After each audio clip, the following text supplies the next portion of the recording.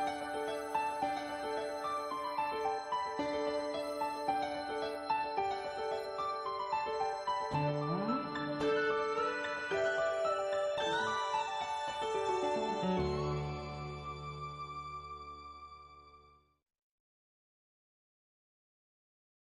what we're going to do is basically continue off from where we left off last week, but with this, I'll give you the verses, the Bible verses that we're going to be coming from, and as well as just a quick review of what we talked about last week or the last few weeks. Since this is the month of January, the beginning of the year, we want to pretty much start off the beginning of the year, because oftentimes I said how you start out will determine how you end, especially if you're in a race. For example, a 100-yard dash where the race is real quick. If you trip and stumble out of the blocks when you take off, more than likely is going to be difficult for you to recover, let alone win the race, especially when you have other runners that are running that race and with the intent of winning as well.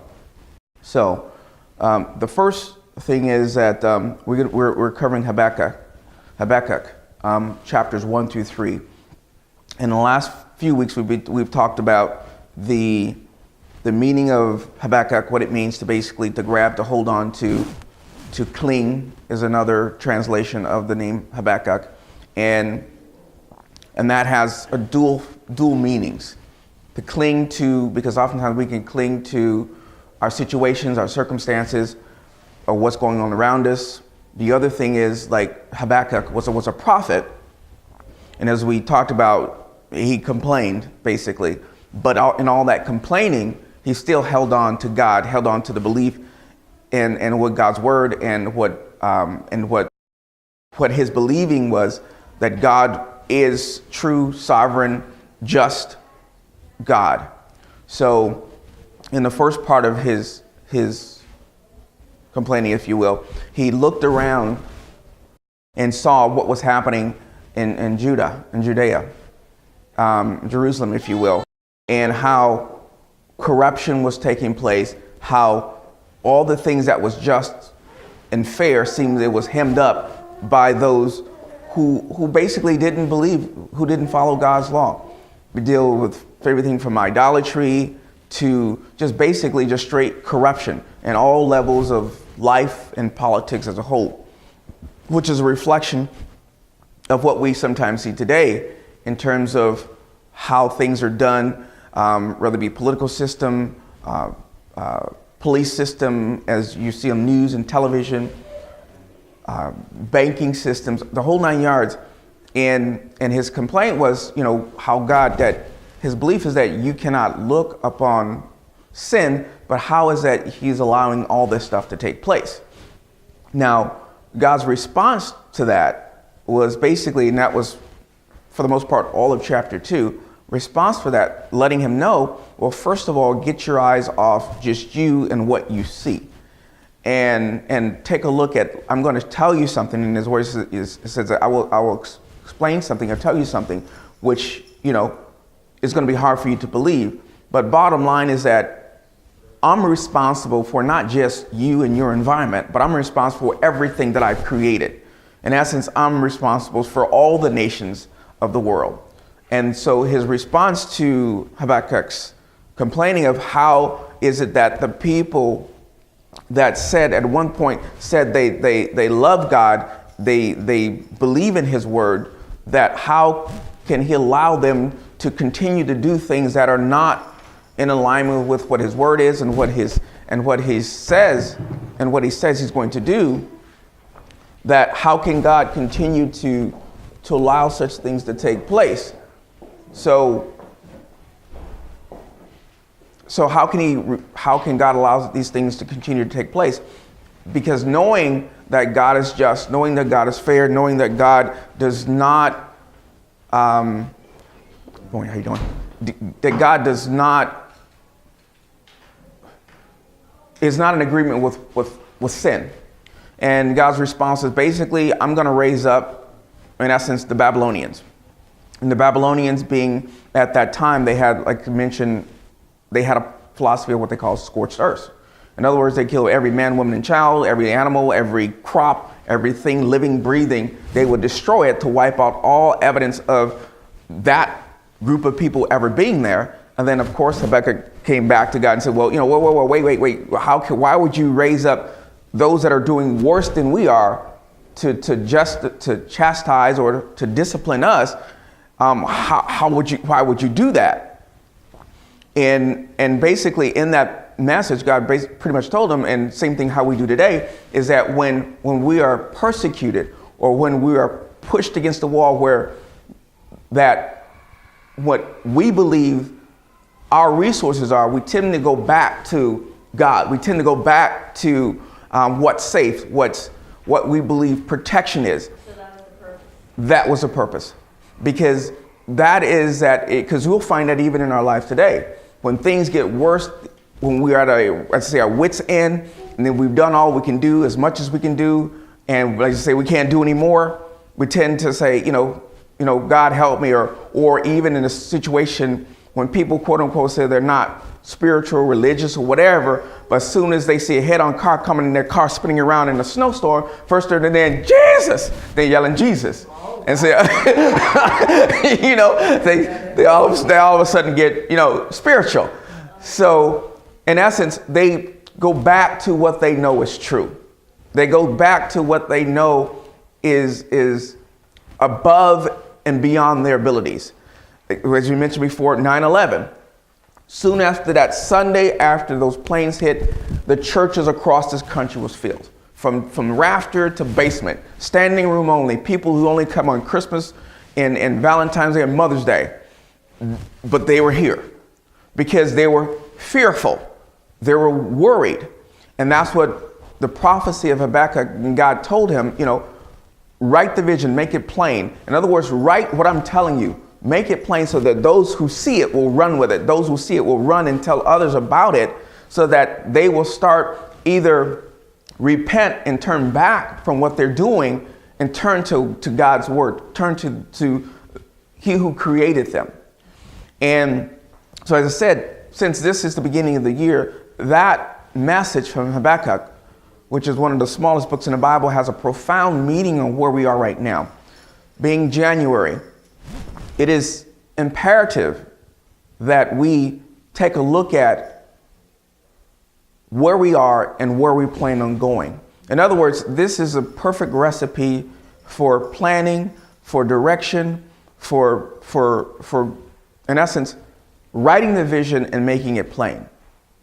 Because as I mentioned, if we follow God's blueprint on how to make things successful, then we will end up with the same process. Because see, there's a saying that success has a blueprint, just like failure has a blueprint. If you want to be successful in life, whether it be spiritual, financial, whatever, you do the things that those who are successful do. And I don't mean take on their character traits or habits or mannerism, or should I say personality. But I'm saying take on some of their habits. Because see, later on, if you'll notice in the Bible, God talks about, now I'm mentioning it, I'll get to a little bit later in the lesson, that God's said when they were building the Tower of Babel, because man basically said that, we can do anything. Because at the time, everybody was able to communicate in one language. And so they were able to get together and build a tower to heaven, if you will. But their methods were correct, but their motives were wrong. And that's another thing that we're going to talk about, is that God, again, gives us an example that he has placed in us the ability to do anything in our imagination. Anything that we can believe and conceive, in essence, we can achieve it.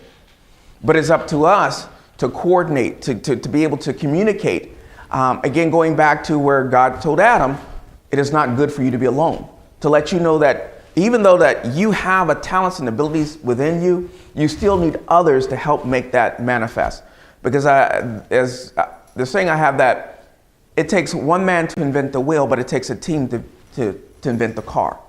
And I'd rather ride around in a car than a wheel. So you can't do it all by yourself. So in essence, that is a synopsis of what we've talked about for the last couple weeks here in January. And this week, we're going to talk about, the title is Write the Vision. And next week, we'll finish out January of how to implement that vision, okay? Or the proper way of putting that into place. So, take my notes here. Hopefully, I'll be able to get through. Hopefully, I'll be able to get through all of them. But in essence, the true topic, if you will, because every time when I do my lessons, God typically give me a couple different directions to move from. But if you want to actually have a synopsis of what we're going to talk about, it says, how do we get the vision? How do we get the vision? It would be the proper title for this lesson. How do we get the vision? Because again, Habakkuk says, write the vision, make it plain. That's the one verse out of the entire 3 chapters that people mostly remember and that people mostly talk about. But the question is, how do you get the vision? See, it says, we're often, or should I say often, but most people, if not all, are born with vision, or should I say with sight and vision. But the problem is that by the time that we're roughly 12 years old, we become blinded. Not blinded in terms of our sight, but blinded in terms of our vision. And as a result of that, and that blinding process is not done by people that don't like us. It's not done by enemies, people that's trying to destroy us or hurt us. It's typically done by those who care for us, those who have in their mind our best interest at heart. And it says it's difficult for somebody to nurture or to create or to develop vision in you if they don't have it. Because in essence, you can't take someone to a place that you haven't gone to before. You can tell them about it, but it's difficult to be able to grow that. For example, if you've never grown, let's say, I have some Japanese maples, for example, that I was growing. And it was about 30 of them. I think it was 30, 35 when we first started. If you've never grown them before, if you've never done that before, more than likely you're going to have some casualties. Some are not going to make it. And that's the same thing in life as well.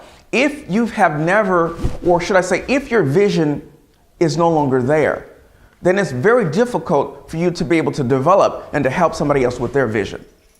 And that vision, as I mentioned before, is not done by someone who don't care for us. And it's done subtly. It's done in terms of, as they say, the Bible often talks about restoring vision. For example, you'll see stories about Jesus and how he restored the vision to the blind and things like that, sight to the blind and things like that. But we oftentimes look at that in terms of what? Physical restoration. But God's word is more than just surface. There's always meaning behind the meaning. There's always a word behind the word. There's always a voice behind the voice.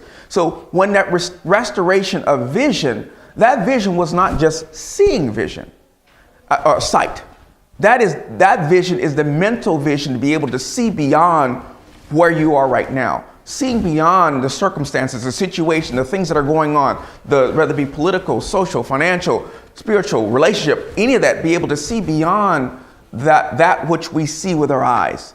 And as a matter of fact, Proverbs 29:18 says, where there is no vision, the people perish.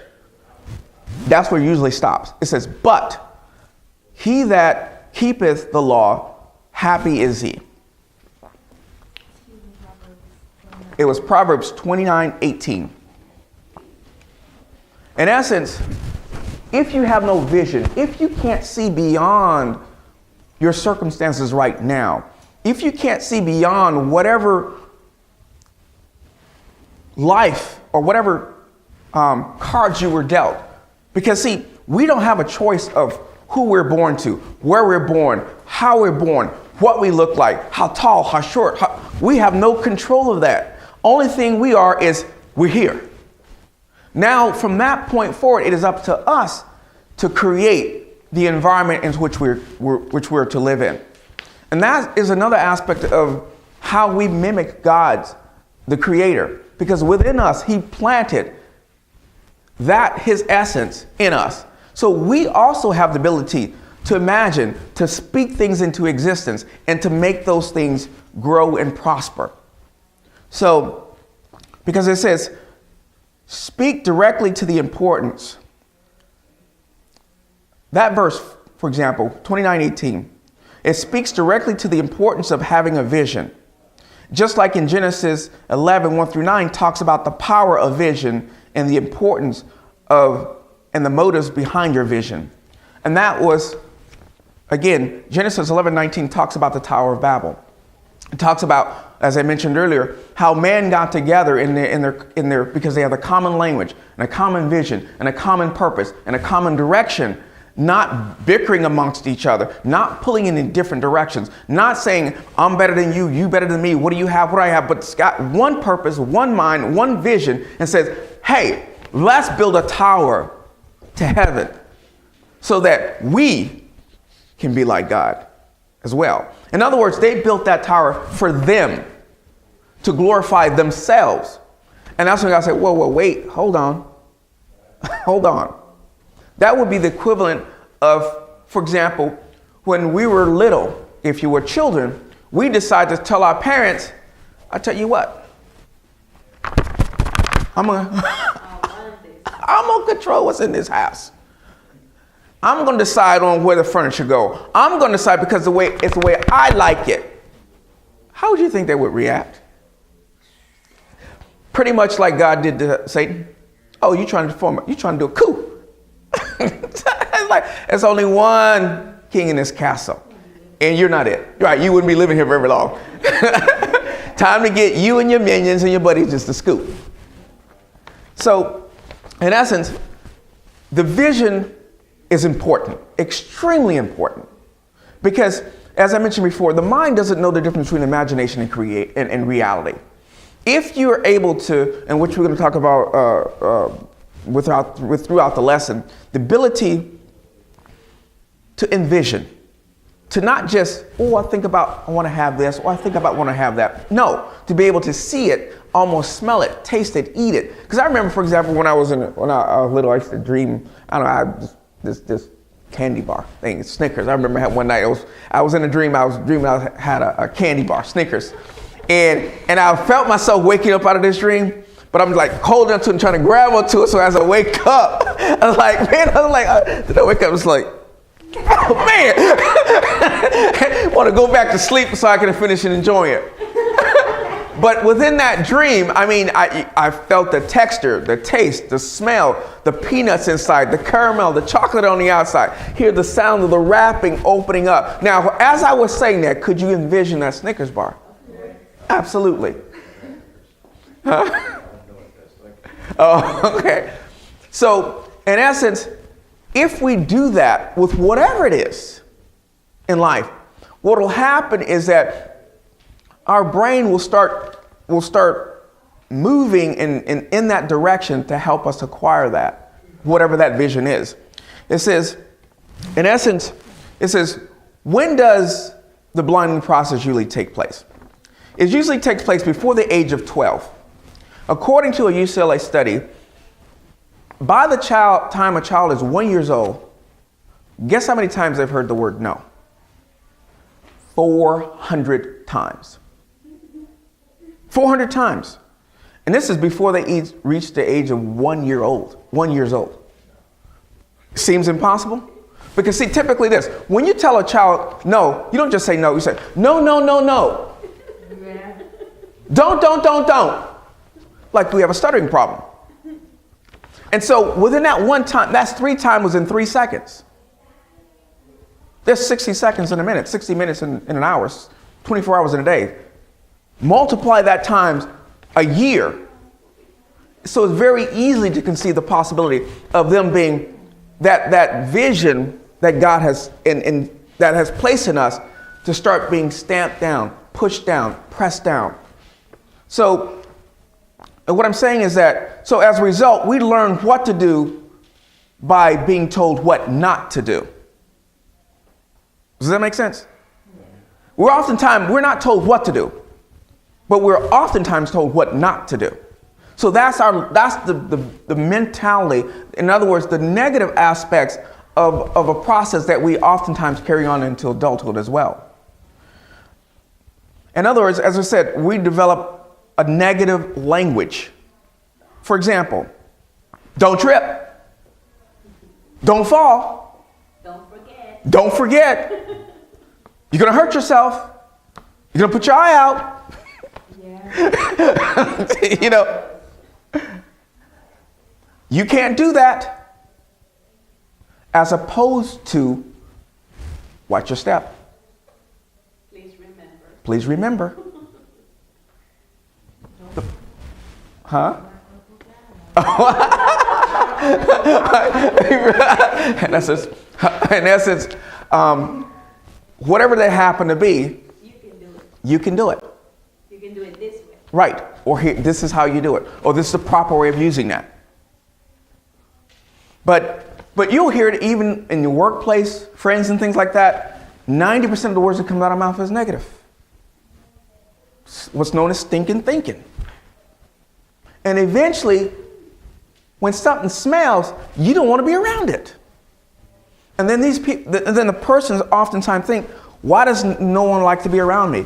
Because, how you doing? Well, you know, I'm just barely trying to make it. You know, I'm struggling, you know. Oh, okay, I'll talk to you later. The office. Or talk negative about people, or complain right. about the boss, or complain about the job, or complain, everything, nothing, everything, you know, the sky is falling.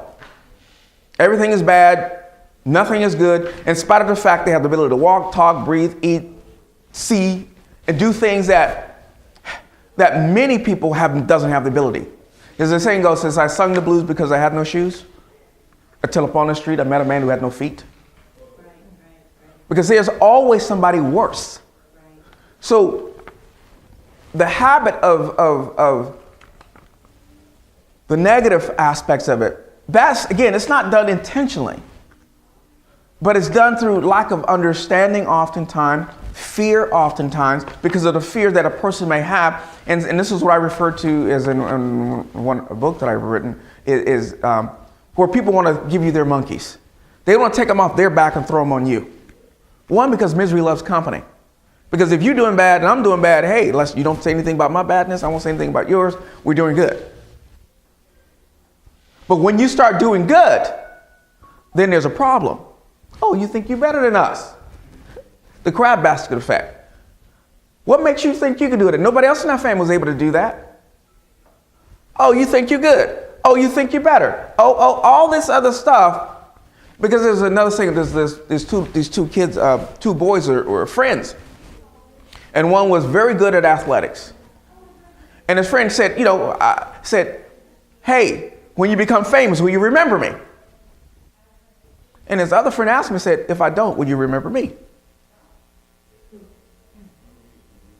So in other words, you can't let somebody else, insecurities, negative thinking, bad attitude, hold you, stop you, prevent you from being what God has ordained for you to be. You can't let the vision stealers, the eye snatchers, because they don't have vision, to take your vision. Because see, the blind can't lead the blind. Because I tell you, there's going to be a whole lot of stumbling and trampling and bumping into stuff. Negative thinking. Matter of fact, there's a poem that I learned a long time ago by this guy, by the author, his name was, I think, Dennis Waitley. And it was a play. It was a play on Star Wars character R2-D2. I don't know if you guys are sci-fi fans or not, but I'm sci-fi geeking, you know. But instead of R2-D2, his poem was his robot was called Are You Me Too? I might have mentioned it, but this is how it goes. It says, I have a little robot that goes around with me. I tell him what I'm thinking. I tell him what I see. I tell my little robot all my hopes and fears. it listens and remembers everything it hears. At first, my little robot followed my command. But after years of training, he's gotten out of hand. It doesn't care what's right or wrong or what's false or true. But no matter what I try now, it tells me what to do. Are you me too? Believe it or not, we all have that little robot inside of us. Every single one of us have that robot inside of us. Because, for example, now, as I do this, why did you raise your hand? That's the little robot. That's the little robot. See, regardless of whether we are consciously aware of who programmed that robot or not, it is being programmed. Because it desires to be programmed. It desires information. That's their brain. That it constantly and consistently is seeking input, more data, more information. Tell me, give me. But the problem is that we're oftentimes are consciously unaware of who's doing the programming. The programming, again, happens oftentimes early on from those around us. It happens from what we see. It happens from what we hear. It happens what we repeat. Oftentimes it happens more intently by what we repeat. Because see, if I say it, if you say it, you may not believe it. But if I say it, then I believe it. And that's one of the, I want to get into sales and all that, but biblically, that is the game that Satan played on Eve. Because he didn't tell her anything. He asked her a question and she said it. Because if he had told her, she probably would have resisted. But he asked the question to create doubt so that she would say it. Now she starts saying it. She hears it in her own voice, and so it becomes more believable. So instead of believing or hearing what's out there, we have to start guarding our gates. We have to start guarding our eye gates, what we see. Our ear gates, what and who we listen to, what we read, what we repeat. Because all of that is programming our Are You Me Too. And sometimes, believe it or not, we have multiple programmers at the same time. Because have you ever been in a situation where people that you believe and trust have conflicting ideas? So who do you believe? Good decision. Me?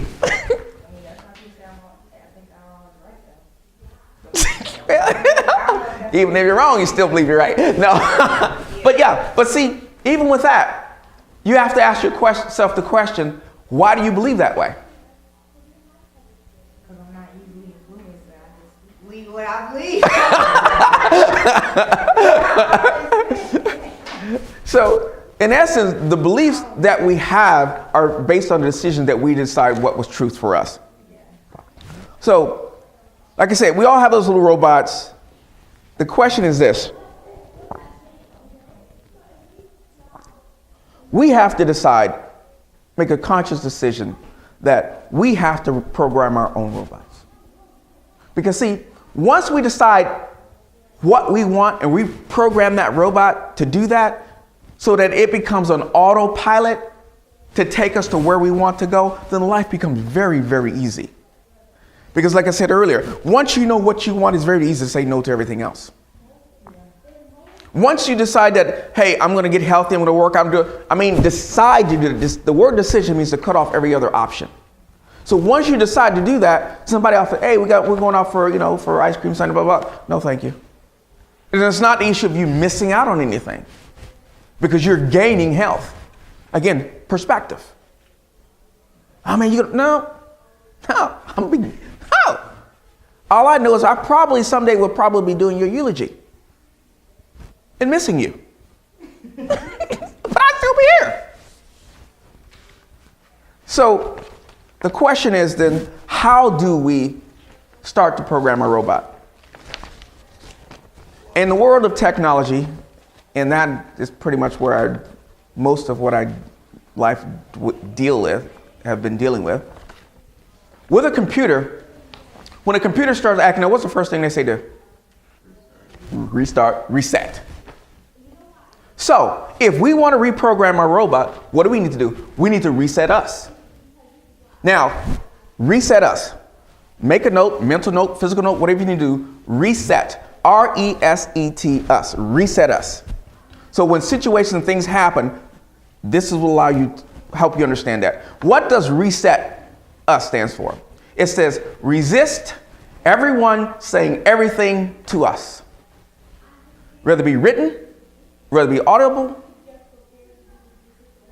visual, whatever.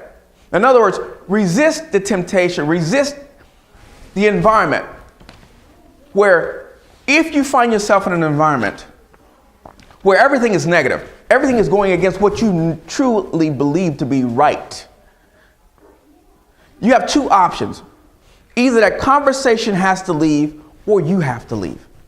One of the two. As the saying goes, either you change your friends or change your friends. But one of them have to change. Either change your thinking or change who they are to somebody else. And as I mentioned earlier about the little two boys, when you forget about me, you don't have to cut them off out of your life. But the bottom line is say, hey, I'll come back for you. I got to go. Because I promise you, 50 broke people standing in line, all reaching in each other's pocket, everybody staying broke. But if you step out of that line and you go out and get it, now you can bring it back and help those that want to be helped. Because everybody doesn't want to be helped, I promise you. Even though they may say it, because sometimes they'll say it because it sounds good, just like everybody doesn't want to be saved. Even though they say it because they think that's what, again, what we talked about earlier at the beginning, expectations, that's another form of programming, is that they're saying it because that's what sounds good. But truly in the heart, as soon as they leave, I'm going to go back and do what I want to do. Because it feels good, smells good, and tastes good, and I enjoy it. Right. Because see, I'm more comfortable with the devil I know than the one that I don't know. Right. See, I know how my dog bite. Yeah. I don't know how yours. So I'll stick with my dog. Even though he might turn on me, bite me now and then, that's still my dog. Right. Right, got fleas, ticks, mange, whatever, but that's my dog. And that dog represents your situation? Absolutely. Your current situation, whatever that may be? Good, bad, or, well, most cases, it can always get better. Could be your health, could be your finances. Could be, right, relationships, could be Yeah, okay. relatives, in-laws, outlaws. I'm just saying. So that's in essence how we reset. It says that means in order to start cleaning out, we first must stop putting in more. You can't say that I want to get healthy, but over here you're still eating donuts, cookies, chocolate, and Pop-Tarts and everything else that's just not good for you. And the only exercise you do is this with the remote. It just can't happen. Even though you may go exercise, run, and blah, blah, blah, but still you're putting it back on again. So you're not making any progress. So you have to cut out before you can continue. It says, now, either conversations, like I said, they either have to leave or you have to leave in order to change that situation and environment. Now, it says, if you're in a situation where you can't leave the conversation, or the conversation won't leave you, because sometimes we're in that situation, it could be family, that we can't get out, you can't get away, you can't run away, and they're not changing. What do? How do you deal with that? Well, you have to exercise what I refer to as mental rejection. In other words, not them. In other words, I say you must learn the art of hearing without listening. Now, we oftentimes done it because we physically hear but not mentally there. How do you do that? Basically, when somebody says something negative, you don't have to verbally put it out there. Mentally, I don't accept that. I don't agree with that. The Bible says this, this, and that. You don't have to disrespect them. You don't have to tell them, "Oh, you're wrong. What are you're crazy." You don't, none of that. Because you can still honor the person, but disagree with their decision or their beliefs. I can still respect a person who can have a 180-degree belief than I do. But I don't have to disrespect them. But I don't have to agree with them either. So I can respectfully agree to disagree. And that's the bottom line to it. And right now, it's about time to shut out. But I'm about finished up anyway. I'm about to close out just two things. Secondly, like I said, first we said that we have to reset. Secondly, we must be like the little children. In other words, according to Matthew, actually starts in 13, Matthew 19, verse 14, it says, "Said Jesus, let the little children come to me and do not hinder them, for the kingdom of heaven belongs to such as these." In other words, little children have the most exciting, most fun imagination there is. It is not limited by anything. Everything is exciting, new, and they don't get bored very easily. You can hand them a plastic top or a spoon and a metal pot, and they basically can entertain themselves for hours. They create adventures and take wonderful journeys while confined within the 5-foot area. In other words, if we go back to, according to Matthew, to like the children, to where we don't limit ourselves because of our life experiences. We start thinking back to, man, when I grow up, I'm going to get a swimming pool. No, when I grow up, I'm going to have 2 swimming pools, one for wash, one for rinse. Man, when I grow, it's like, that's my car. Didn't know how to drive. Did not drive. That's my car. It's like, but as I'm saying, we're not hindered by what other people think. We're led by our imagination. And we have fun. We enjoy life until others start trying to blind us. The television, the newspaper, the things we read, the things they have us read in school. They have my kids right now, Lord of the Flies. Which, beyond me why they're still having children read that book. But they do. My daughter can't leave the lights on. But these are things that images that are implanted, and the brain does not forget anything. The brain remembers everything from the time that you're born up until the time that you die. The only problem is sometimes we're not able to access it because we don't store it correctly, but it doesn't forget anything. That's that "are you me too?" That's the robot that doesn't forget until we decide to make a conscious reset. So if you're in a situation, or if there's a habit or belief or whatever that you don't have or don't want to have, press the reset button. Change the environment. Change what you listen to, who you're listening to, and start making a conscious decision of, this is what I want to have happen. And as a result, this is what I'm going to leave with you. It's what I call disciples dues. In other words, action items, something to meditate on between now and next Sunday. Spend a few minutes before you go to sleep and imagine being, having, or doing what God has placed in your heart. I want you to pretend that whatever great thing you can imagine, when you wake up the next morning, it'll happen. Whatever that is, whatever you see yourself doing, having, being, whatever it is, before you go to sleep tonight and every night until next Sunday. If it becomes a habit, wonderful, because it will change your life. Imagine when you wake up in the morning that it will happen. Because I promise you that Powerball that was last Wednesday, I don't even know the result of it, but I know by Wednesday it was like over $1 billion. I promise you, many people dreamt about having that money. Many people who have never bought a lottery ticket went out and bought lottery tickets. That's why I keep going up like that. Yes, $1 billion. That's if everybody in the United States got $43 million evenly. That's what $1 billion. One person. After taxes, about 800 million. But still. Still, right? It's more than you can spend in a lifetime.